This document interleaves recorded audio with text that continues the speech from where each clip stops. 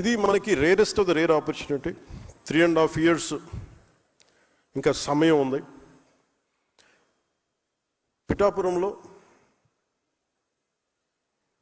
పిఠాపురంలో ఒక exercise start చేశాను.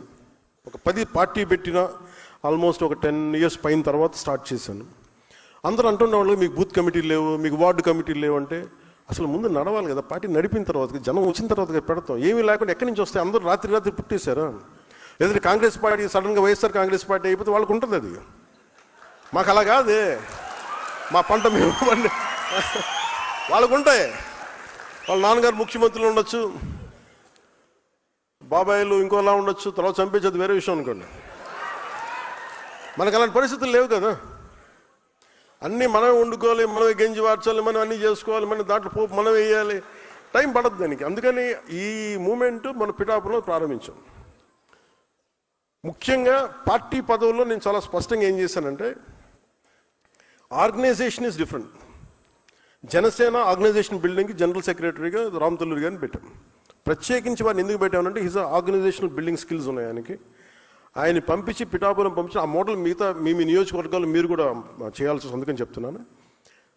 దాదాపు 53 గ్రామాల్లో 51 గ్రామాలకి అన్ని వార్డుల కమిటీలు నియమించేసాం, అన్ని ఇంక్లూడింగ్ బూత్ కమిటీల్లో సహా.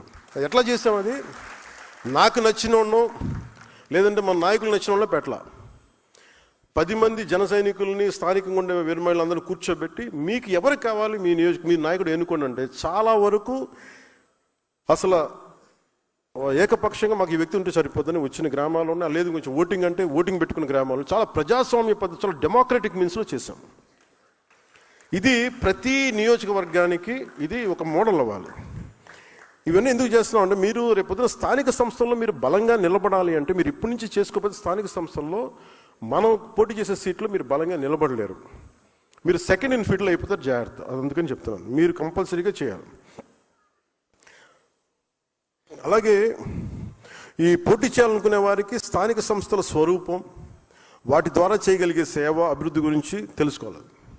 అలాగే పంచాయతీ వ్యవస్థని బలోపేతం చేస్తున్నాం, సర్పంచుల గౌరవాన్ని పెంచుతున్నాం. నేను రాగానే చేసింది వీళ్ళు వైసీపీ సర్పంచ్లు 70%, వైసీపీ సర్పంచ్లు 80%.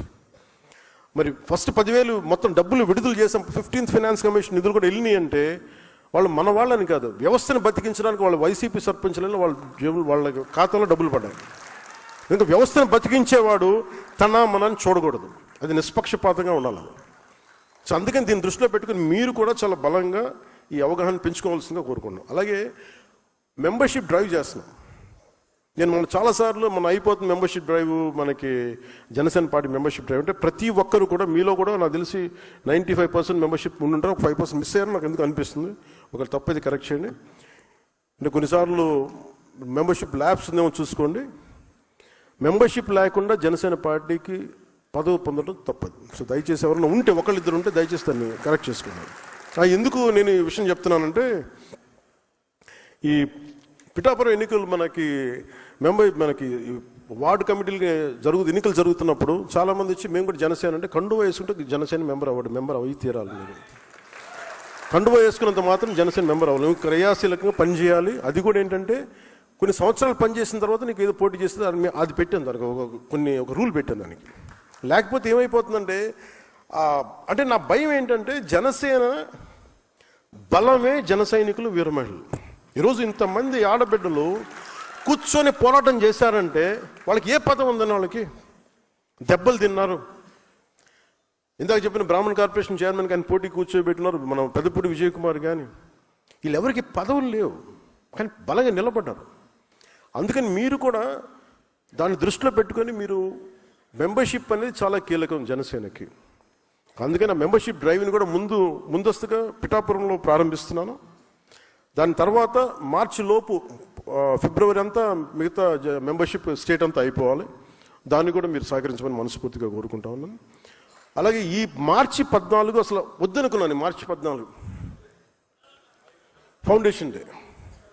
కానీ థీమ్ ఏం పెట్టాలి అనుకున్నప్పుడు జెన్జీ యువతకి, కొత్త తరం యువతకి, ఆడబిడ్డలకి ఉద్దేశించే ఈ జనసేన మార్చి 14 ఆవిర్భావ దినోత్సవం ఉంటుంది. దానికి కూడా మీ సహాయ సహకారాలు కావాలి దానికి.